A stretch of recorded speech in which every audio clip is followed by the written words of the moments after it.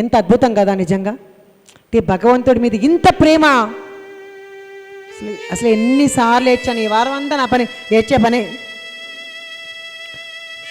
ఎందుకంటే ఇంత ప్రేమ నా భగవంతుడి మీద అనిపించేదనమాట తల్లి జీవించారు చదువుతూ ఉంటే. అలాంటి తల్లి మీద కూడా ఎన్నో నిందలు సిడిలో ఆ తల్లి మీద అప్పట్లోనే ఎన్నో నిందలు పడిందండి. పోనీ బాబా దగ్గరికి వచ్చింది, బాబా ఏమైనా పొగడ్తలతో ముంచెత్తాడా ఆవిడ్ని? ఎన్నో అనుమానాలు, ఎన్నో అవమానాలు, ఎన్నో చీత్కారాలు, సత్కారాలు ఒకటి కూడా లేవు ఆవిడికి. ఏ సత్కారం లేదు ఆవిడికి, చీత్కారాలే. ఆవిడ్ని పంపించేయాలని ఎంతోమంది చూశారు సిడి ప్రజలు ఆవిడ్ని. ఎందుకు అంటే పండరీపురంలో ఏ విధంగా అయితే జరిగిందో ఇక్కడ కూడా అదే జరిగింది. అందరూ నిన్నగాక మొన్న వచ్చింది ఆవిడ, నిర్మలమ్మను అంత దూరేసింది ఏంటి అనుకుంటాం కదా మనం ఎవరైనా. ఏనాటి నుంచి మేము 20 ఏళ్ళుగా ఉంటే నిర్మలమ్మ మనం పట్టించుకోలేదు మన మనుషుల్లోనే అనుకుంటాం. మరి బాబా దగ్గర ఎందుకు అనుకోరు ఎవరైనా? నిన్ను కాదమ్మా, జనరల్గా అనుకుంటారు కదా అంటున్నానంతే. ఇదేమన్నా ఉద్దేశించగా జనరల్గా అనుకుంటాం. అందుకని మేము ఎప్పుడో ఊరా తిరిగి బాబా గురించి ప్రచారం చేశామే, బాబాకు ప్రతినిధిగా ఎన్నో కార్యక్రమాలు నేను చేస్తున్నానే. మరి అలాంటి నన్ను వదిలేసి అంత రాధాకృష్ణమాయి అంటున్నారు అందరూ అని ఎవరికైనా ఈర్ష్యాసు వస్తుంది కదా. అప్పుడు కూడా కొంతమందికి అలా వచ్చింది, కానీ పేర్లు చెప్పకూడదు. అందులో స్పష్టంగా ఉన్నాయి, కానీ నాకు వాళ్ళ పేర్లు చెప్పడం ఇష్టం లేదు. ఎందుకంటే వాళ్ళు కూడా మహాత్ములే కాబట్టి. వాళ్ళకు కూడా అలాంటి భావనలు కలిగితే బాబా వారు అక్కడ అణిచేస్తారు. హేమాద్రి బంధుకు అణిచాడో లేదా సాటే గురి చరిత్రలో. అట్లాగా మనలో చెడు ఆలోచనలు కలిగితే వెంటనే దాన్ని అణిచేస్తా, అమ్మా ఆగు అని చెప్తారనమాట. అలాగా ఆ తల్లికి ఎన్ని చిత్కారాలు, ఎన్ని అనుమానాలు తప్ప, అవమానాలు తప్ప ఎక్కడ కానీ ఆవిడికి ఒక మంచి అంటే ఆవిడికి ఒక బాబా దగ్గర ఒక పేరు ఉంది కదా, ఎవరు చెప్పలా. కానీ ఎవరు చెప్పకపోయినా బాబాకు తెలుసా తెలీదా మనం ఏం చేసేది? బాబాకు తెలుసు. కానీ బాబా లేని సమయంలో ఆవిడ వెళ్ళి మసీదు ఊడ్చే తప్ప బాబా చూడాలా, బాబా ఇటు వచ్చినప్పుడు అట్లా చూస్తానే ఇటు ఏమి లేదు.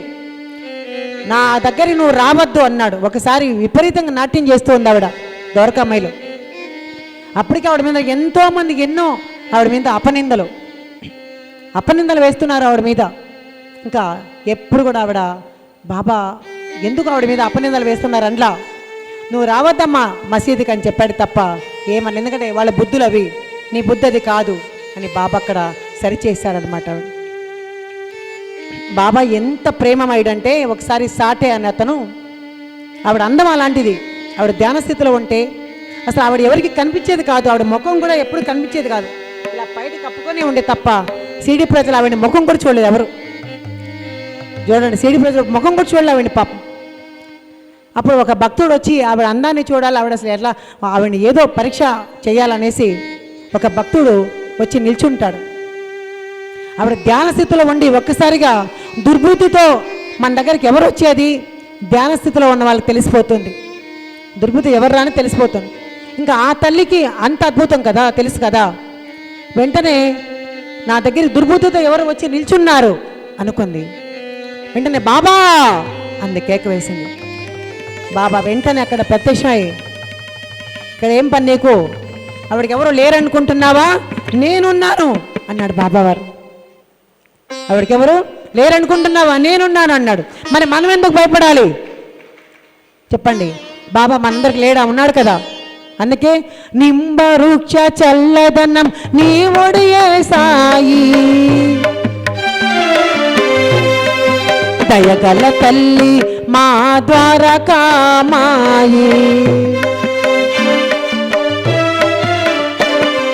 ద్వారకామాయిలో దయగల సాయి, సాయి మాతవే నీవు సాయి మాతవే.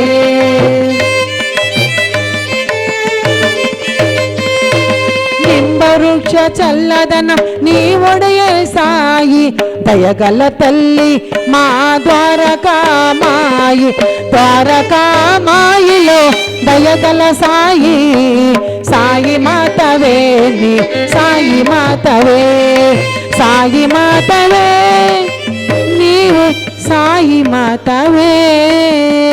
కాబట్టి మనకి సాయి మాతమ్మ అయినా సాయి అమ్మ, మనకి తల్లి, తండ్రి, గురువు, దైవం అంటే మన సాయినాథుడే. కాబట్టి మనం ఎవరు కూడా కానీ ఏ బాధలు, ఏ అనుమానాలు ఏమి మనకు అక్కర్లా.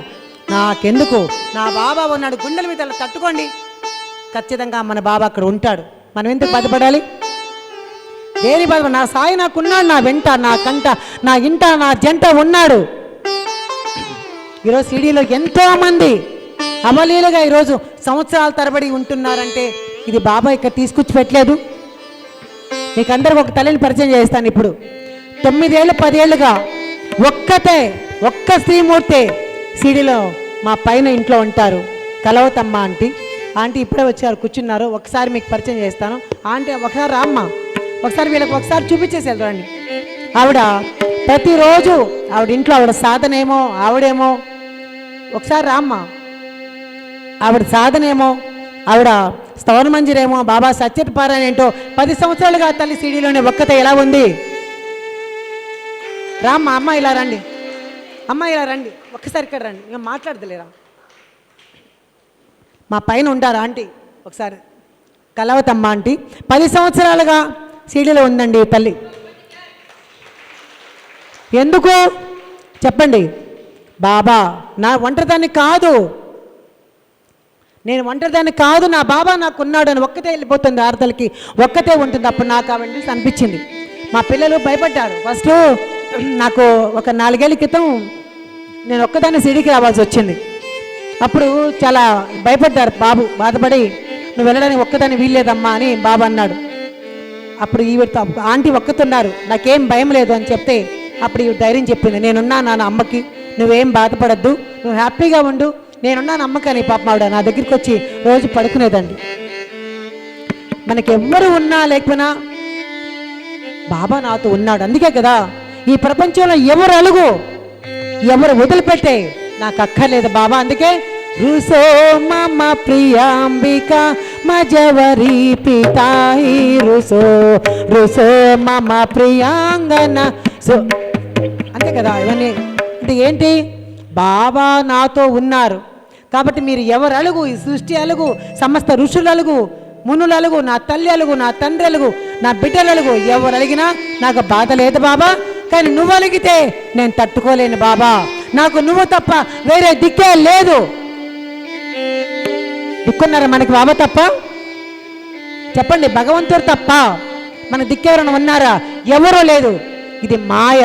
పిల్లలైనా, భర్త అయినా, భార్య అయినా ఎవరైనా మనం వదిలిపెట్టేస్తారు ఒకరోజు, కానీ భగవంతుడు ఎప్పటికీ వదిలిపెట్టాడు.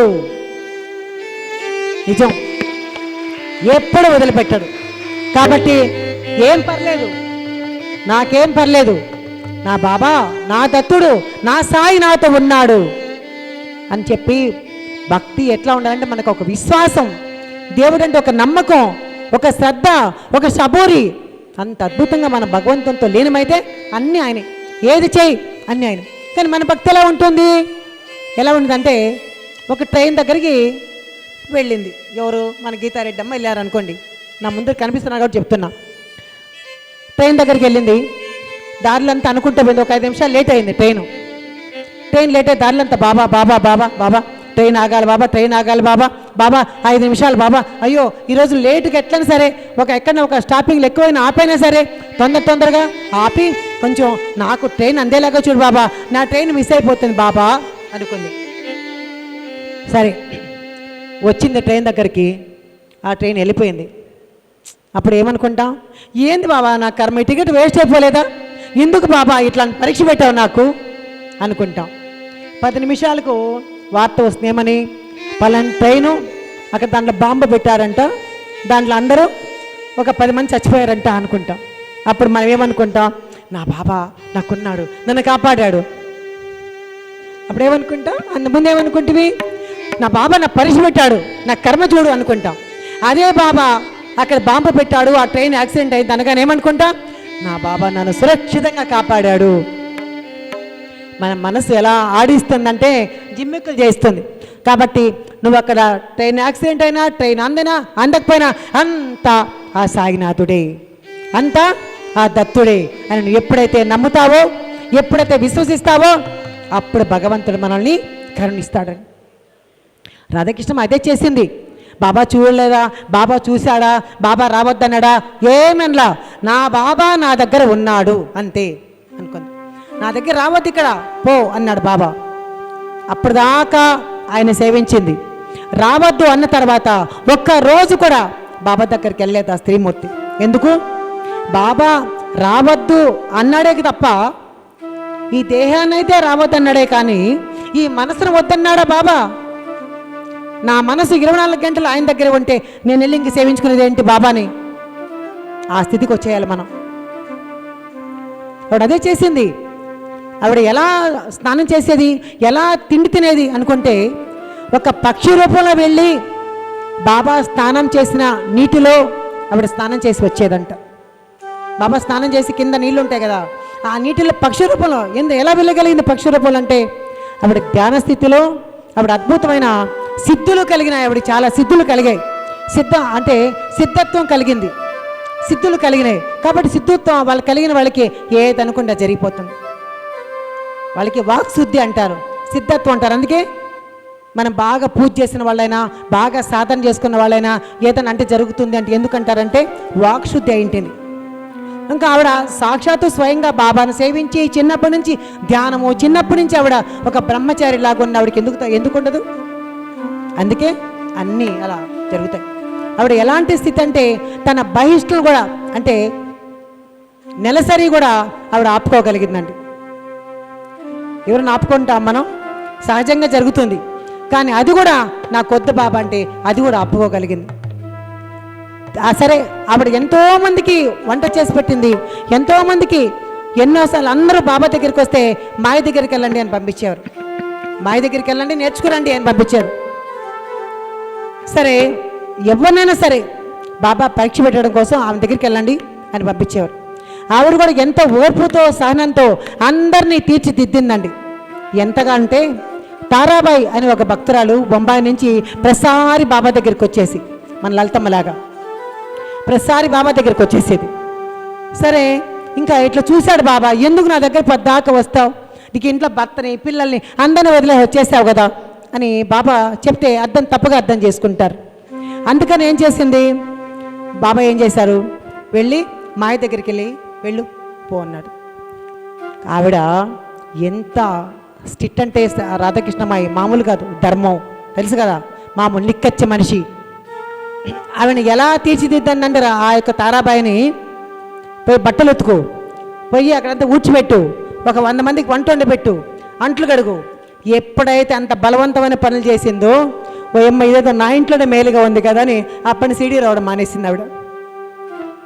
ఎందుకంటే ఇంట్లో భర్త పిల్లలు అలాగే అందరూ సంసారం తర్వాతే భగవంతుడు, గుర్తుపెట్టుకోండి. ఇది కూడా భర్తను బాధ పెట్టేసి మనం వచ్చి ఏమీ చేసేది లేదు, భార్యని బాధ పెట్టి మనం వచ్చి ఏం చేసేదిలా. అవన్నీ అయిపోయిన తర్వాత ఇదిగో నాలాగా వంట అనుకో, అప్పుడు వచ్చేసి అట్లా ఉండొచ్చు. ఎందుకంటే పిల్లలు పెళ్లి చేసేసా, ఇంకా అన్ని బాధ్యతలు అయిపోయినాయి. అప్పుడు నువ్వు భగవంతుడికి ఒకవేళ బతికుంటే భగవంతుడికి సేవ చేసుకోవచ్చు. ఇంట్లోనే ఉండి ఎన్నో సేవలు చేసుకోవచ్చు. ఇంట్లోనే ఉండి తరించచ్చమ్మా, మనమేమి చేయక్కర్లా, ఇంట్లోనే ఉండి తరించుకోవచ్చు. అట్లా బాబా ఆవిడికి అంత అద్భుతంగా రాధాకృష్ణ తీర్చిదిద్దమని పంపించేవారు. రాధాకృష్ణ ఎంత కోపిష్టని చెప్పాను కదా, మగవాళ్ళని కూడా చూసేది కాదు.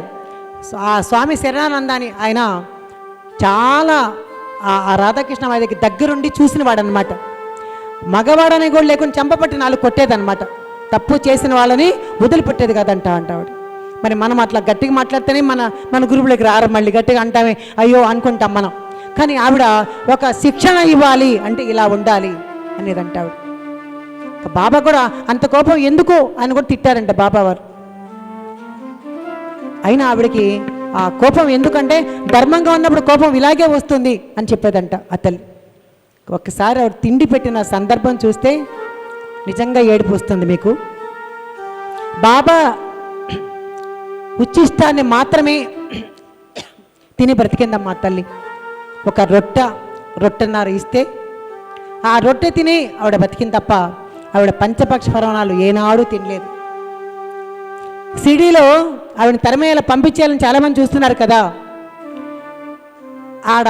అప్పుడు ఆ ప్రసాదం కూడా ఎలా వేసేవారంటే ఆ బాబా ఉచ్చిష్టం పంపిస్తే అది కూడా డైరెక్ట్గా ఇలా చేతికి ఇవ్వాల. ఆవిడ కిటికీ ఉంటే కిటికీలో ఇలా విసిరేశారండి. కిటికీలో ఇలా విసిరేశారు ఆవిడకి పాపం.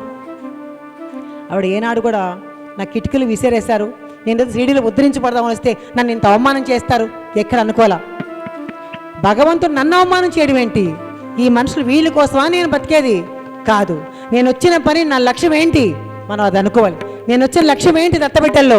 నాకు అదే కావాలా, దాన్ని ఏరుకోవాలా, దాని ముత్యాలు మనకు కావాలి అనుకోవాలి తప్ప బాబా కావాలి మనకు అనుకోవాలి. ఆవిడ అదే చేసింది. కిటికీలు విసిరేశారు, మరి అవమానమే కదా, మనకు అలా చేస్తే మనం తింటామా? కానీ ఆవిడ ఎప్పుడు అని ఒకరోజు బాబా కఫిని ఎవరు ఉతకడానికి వీల్లేదు, బాబా కఫిని ఎవరు ఉతకడానికి వీల్లేదు. ఒకసారి అక్కడ ఆయన బాగా పిసినారని అత్తే తిట్టేవాడు. పిసినారాడు, ఒక రోజున మంచి బట్టలు వేసుకోవచ్చు కదా, అసలు ఏంది ఆ బట్టలు ఏంటి అని అలిగలిగి వెళ్ళిపోయేవాడు తాత్య. నువ్వు రారా నాయన నేను వేసుకుంటానులే రారా అని చెప్పేసి అన్నం తినడు కదా, అప్పుడు అన్నం తినలేదని వచ్చి కోపం బతిమాలితే అప్పుడు మళ్ళీ బాబాయిలు బతిమాలితే మళ్ళీ వచ్చి బట్టలు వేసుకునేవాడు అనమాట బాబా. అంత బాబా అంటే అలా ఉండాలి అనుకునేవాళ్ళం ఆనాటి భక్తులు. సరే ఒకసారి రాధాకృష్ణమాయి మసీదుకి వెళ్ళి ఆ కఫిని తీసుకొని వచ్చి బాబా వచ్చి వెళ్ళే లోపు ఉతికేసి ఆరబెట్టేసి ఆవిడ చేతిలో ఇలా పట్టుకుంటే ఆరబెట్టేయగలదు, అది తడి చేయగలదు, అంత శక్తివంతురాలు అనమాట ఆవిడ. ఉతికేసి ఆరేసి పెట్టేసి అక్కడ మళ్ళీ మసీదులో పెట్టేసిందంట. బాబా వచ్చాడు లెండికెళ్ళి, ఆయన అంత దారింటి చూసుకుంటా అందరిని పలకరించుకుంటా తర్వాత వచ్చేటప్పటికి అది ఆరిపోయింది, ఉతికేశారు, ఆడ పెట్టారు. ఏయ్ ఎవరు ఇది ఉతికింది అని గట్టి గట్టిగా తిడుతున్నాడు, గట్టి గట్టిగా అరుస్తున్నాడు కోపం. రాధాకృష్ణమాయి ఉతికిందని తెలియదా? తెలుసు. కానీ ఆయన ఒక్కోసారి మన కోసం ఆయన తిడుతూ ఉంటారు తప్ప ఆయనకేమో కక్ష కోసం కాదు. సరే ఊర్లో వాళ్ళు చెప్పారు, అమ్మా రాధాకృష్ణమాయి నువ్వు వెళ్ళి ఆయన కఫిని ఉతికావు, బీభత్సంగా తిడుతున్నాడమ్మా నేను తెలుసా అసలు అంటే. మనలాంటి వాళ్ళు ఏం చేసి ఉంటావు, నిన్ను భయంకరంగా నెల్లూరు శ్రీలక్ష్మి ఆ విద్య భయంకరంగా నేను తిట్టింది, ఏం చేస్తావు నువ్వు? అసలు ఏం చేస్తావు చెప్పు? విద్య నేను బాగా తిట్టింది, ఏం చేస్తావు? అయి తిట్టిందా నన్ను, అంత మాట ఉందా అని ఆవిడ ఎక్కడ కనపడితే అక్కడ మా విండో స్పీచ్ అని తిట్టేస్తాం మనం. కానీ ఆవిడ ఒక అద్భుతమైన మాట అంది రాధాకృష్ణమాయి. ఏంటి బాబా నన్ను తిట్టారా? నిజం చెప్పండి. బాబా నోటిలో బాబా పళ్ళ మధ్యలో నా పేరు రాధాకృష్ణమాయి అని పిలిచారా అని తిట్టారా? బా, నా భగవంతుడి హృదయంలో నా పేరు తెలుసుకోవడం ఎంతటి అదృష్టం నాకు అని ఆ తల్లి మురిసిపోయిందంటండి. అంతే కదా, భగవంతుడి నోట్లో తిట్టబడడం అని తిట్లు అని అనుకుంటాం మనం. ఇక్కడ భగవంతుడు ఏది చేసినా మనకి బ్లెస్సింగ్స్ అంటే ఆశీర్వాదం అనుకోవాలి కదా. అనుకోని ఆవిడ ఆ తల్లి ఎంతో ఎంతో సాధన చేసుకుంది. ఎంతో ఎంతో సాధన చేసుకుంది ఆ స్త్రీమూర్తి. కాబట్టి మనమందరం ఆమెను చూసి ఏం నేర్చుకోవాలి? మనమైతే ఇందాక చూడు మా వాళ్ళు వచ్చారు మనోళ్ళు చక్కగా ఫోటోలు దిగుదామా అని ఎవరికైనా ఆశ ఉంటుంది, ఫోటోలు దిగుదామా అలా అనుకుంటారు. కానీ ఆవిడ ఈరోజు సిడీలో ఆవిడ ఫోటో ఒక్కటి కూడా లేదంట. బాబా సమాధి దగ్గరికి వెళ్తే అక్కడ ఇంచుమించు ఒక 90 మంది 92 మంది ఫోటోలు అందరికీ ఉంటాయి. ఎవరెవరు ఉన్నాయి? దీక్షితుది, తర్వాత రేగే గారిది, తర్వాత ఆసకొంది, మహల్సపతిది, ఇంకా బాయిజమ్మది, చాలామంది ఉన్నాయి. కానీ ఆవిడ ఫోటో ఎక్కడ వెతికినా ఒక్కరు దొరకలేదండి, మనకి దొరకదు. దేనికంటే ఆవిడ వచ్చింది ఫోటోల కోసం కాదు, కేవలం బాబా సేవ కోసం, బాబా కోసం మాత్రమే వచ్చింది ఆవిడ. అంటే మిగిలిన వాళ్ళు బాబా ఫోటోల కోసం వచ్చారా అని మనం అనుకుంటాం, కాదు. కానీ ఆవిడకి ఇంకా ఆయన ధ్యాస తప్ప ఇంకేమీ లేదు.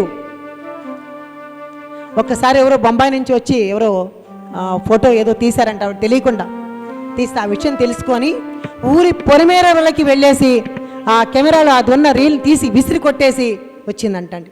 ఈరోజు అందుకే రాధాకృష్ణ ఎలా ఉందంటే ఊహా చిత్రాలు తప్ప ఆవిడకి ఎక్కడ కూడా కానీ ఆ ఫోటోలు ఎక్కడ మనకి దొరకవు.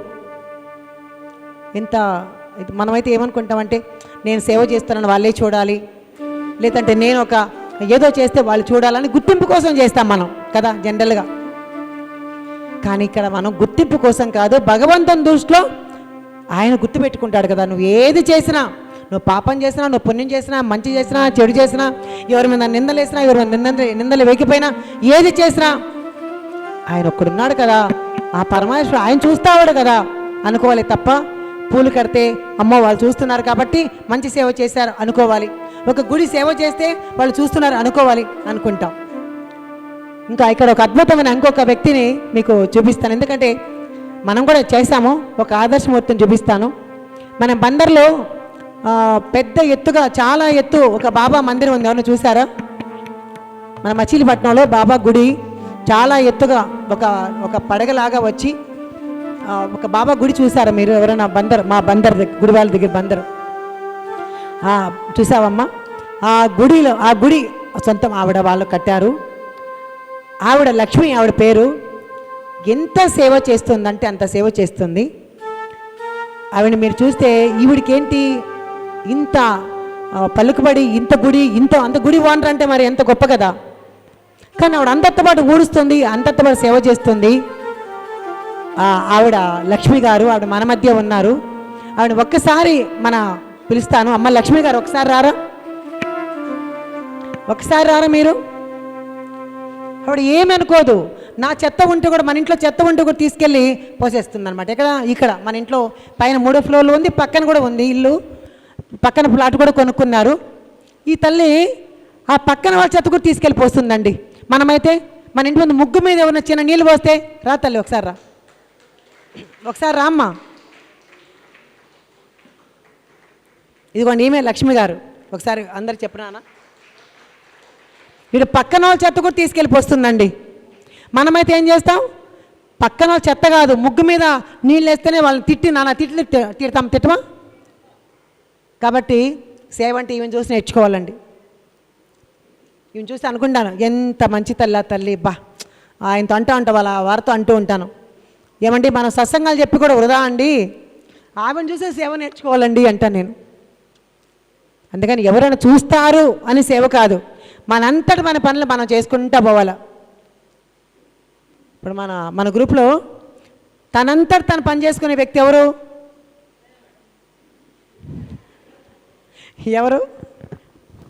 చెప్పండి ఎవరు? గ్రూపు ఈరోజు ఆ పారాయణ ఉంది, ఈరోజు ఈ పారాయణ ఉంది, ఇంకోటి ఏం చెప్తుంది? స్తవనమంతా చదివిద్దామా, సిద్ధమంగళ చదివిద్దామా, ఇంకోటి చేద్దామా, ఏం చేద్దాం? ఎవరు? గట్టిగా చెప్పండి.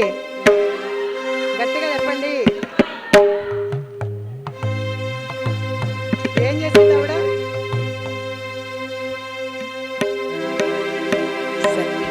అలా ఉంటారు. సరే, నాకు ఆర్కెస్ట్రా వృధా అయిపోతుంది, పాటలు పాడతాను అనమాట మధ్యలో.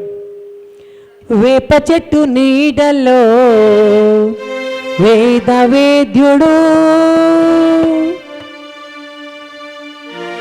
వేప చెట్టు నీడలో వేద వేద్యుడు, వెలసెను మన కోసం వేదాతీతుడు.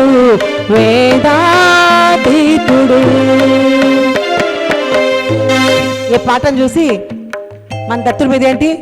మేడి చెట్టు మూలమే దత్త స్థానము, వెలసెన మన కోసము సిగురు దత్తుడు. మేడి చెట్టు మూలమే దత్త స్థానము, మేడి చెట్టు ఆయన నిత్యవాసము, మేడి చెట్టు మన పాలిట కల్పవృక్షము, మేడి చెట్టు మూలమే దత్త స్థానము కదా. బాబాకేంటి? గురుస్థానం ఏముంది? వేప చెట్టు నీడల్లో వేద వేద్యుడు, వెలసెను మన కోసము వేదాతీతుడు. వేపాకు చేదులో అమృతత్వము, వేప చెట్టు ఆయన కల్పవృక్షము, వేపాకు చేదులో అమృతత్వము, వేప చెట్టు ఆయన కల్పవృక్షము, వేప చెట్టు నీడలో వేద వేద్యుడు.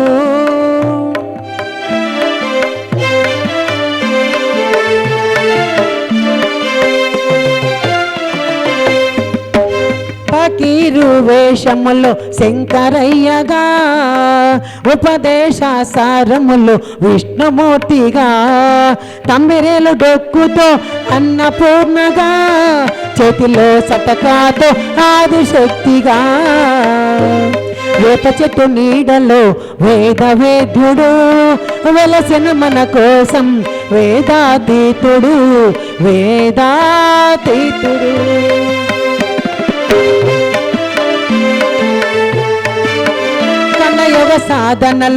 ఖండయోగ సాధనలో యోగ మార్గము, విభూది మహిమలో జ్ఞాన యోగము, కాలు మీద కాలు వేసి భక్తి యోగము, వెలిగిడి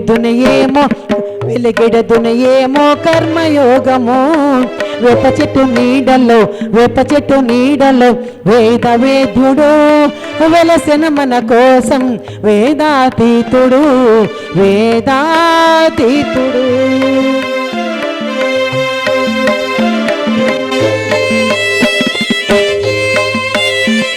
తలపై పాగాల్లో అష్టసిద్ధులు, భూజాన జోలెలో అష్టలక్ష్ములు, తలపై పాగాల్లో అష్టసిద్ధులు, భూజాన జోలెలో అష్టలక్ష్ములు, పాదరక్ష లేకుండా భూమి పావనం, పాడుపడ్డ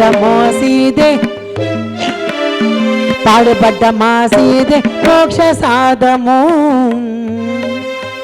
వేప చెట్టు నీడలో వేదవేద్యుడు వెలసెను మన కోసం వేదాతీతుడు వేదాతీతుడు.